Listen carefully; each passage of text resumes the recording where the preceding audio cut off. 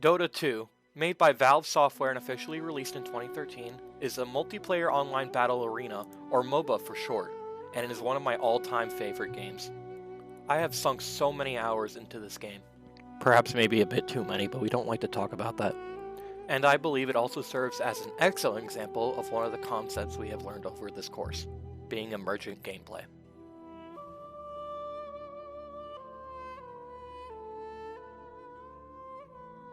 Dota 2 serves as the successor to the Defense of the Ancients mod from Warcraft 3, which was the original MOBA.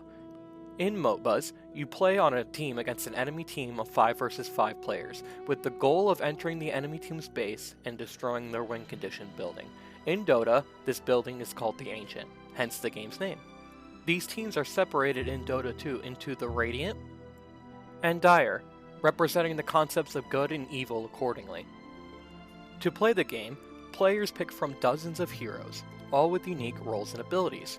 Players can also earn gold from killing enemy heroes, the enemy's NPC soldiers, called creeps, and neutral creeps, that spawn in the jungle between the two.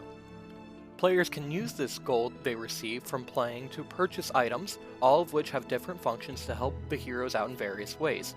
The combinations of heroes, strategies, and item build all explain why emergent gameplay in Dota 2 is so prevalent, as there is an incalculable amount of hero combinations with just as many item choices and playstyles that can impact the game in potentially many unforeseen ways. And this is before we even mention glitches.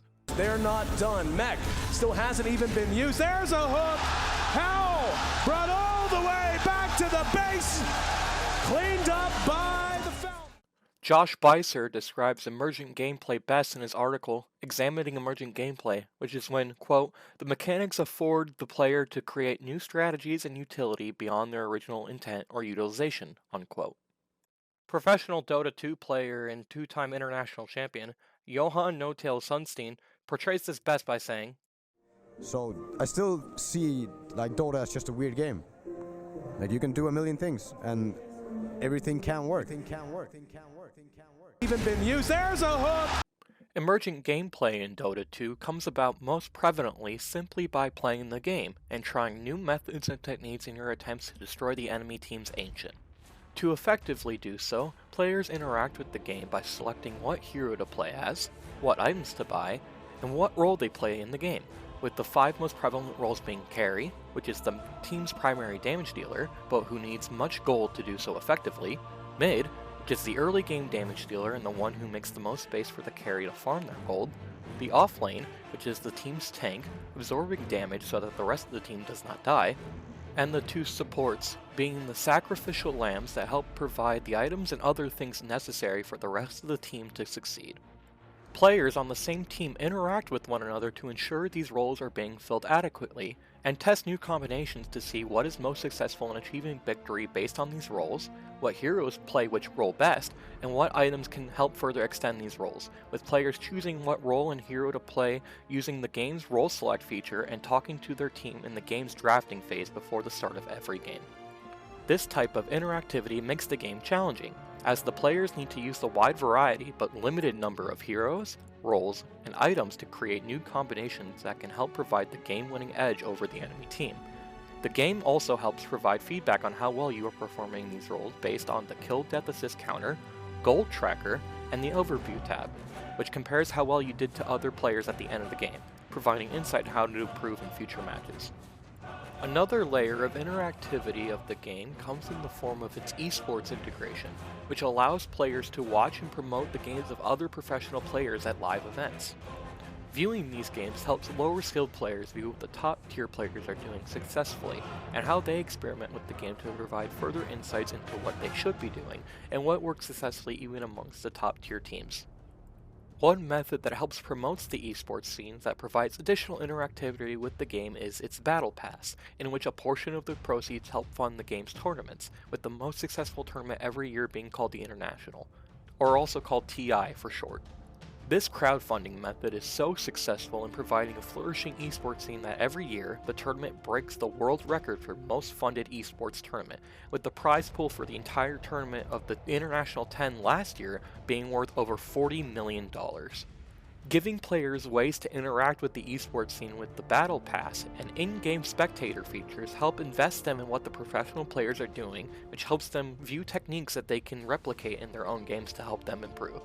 One aspect of the game I touched on a little earlier is its story, as every single game of Dota 2 serves as a canonical battle between the Ancients, representing the concepts of good and evil. These battles happen so that the force of good, being the Radiant, and evil, represented by the Dire, can fight for eternity, constantly rewinding time after the end of every conflict so that they may continue their endless war, as they would be sealed away otherwise if either side becomes too weak by the Arc Warden, representing neutrality between the two sides.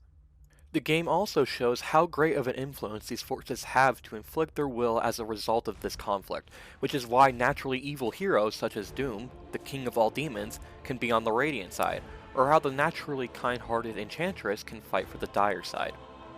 While these heroes have interesting backstories in their own right, which the game reveals through their voice lines and interactions with other heroes in the game, ultimately, the endless battles between the Radiant and the Dire serve as the primary catalyst for the game's conflict.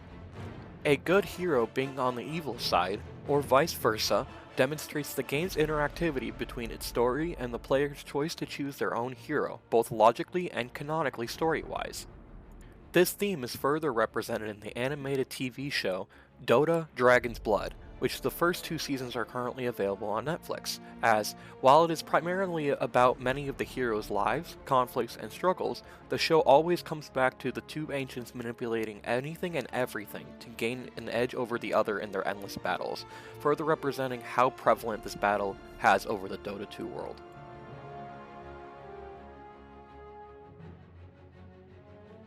All of these concepts, from emerging gameplay to its multimedia elements, help create a unique, magical environment where you work together as powerful characters to achieve a greater goal in the war between the Ancients. Fighting alongside a team with extraordinary heroes and learning and applying new strategies to win creates a fun environment where you can pause the troubles of day-to-day life and be a part of something seemingly greater. Narratively, the game is enjoyable as you control all kinds of fun heroes with exciting backstories and abilities, learning more about their remarkable past and world. Mechanically, it is fun due to its complexity, and I find looking for unique situations from that complexity to win the game using strategy and teamwork equally as enjoyable. These concepts, working in concert together, help promote a fun multiplayer experience that I could not recommend enough, as my playtime clearly indicates.